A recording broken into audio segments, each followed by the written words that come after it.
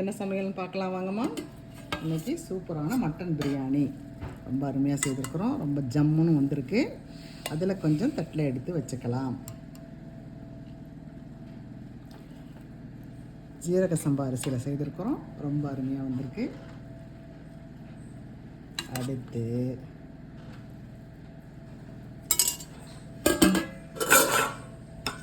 Mutton kurma gravy மாதிரி வச்சுருக்கோமா, சூப்பராக இருக்குது.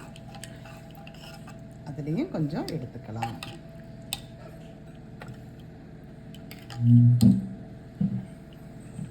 அடுத்து வெள்ளை சாதமாக கொஞ்சம் வெள்ளை சாதம், கொஞ்சம் மிளகு ரசம், ரைத்தா கொஞ்சம், அது கொஞ்சம் வச்சுக்கலாம். அடுத்து வேக வச்ச முட்டை அதில் ஒன்று வச்சுக்கலாம். இதுதான் இன்றைக்கு எங்கள் வீட்டு சமையல்.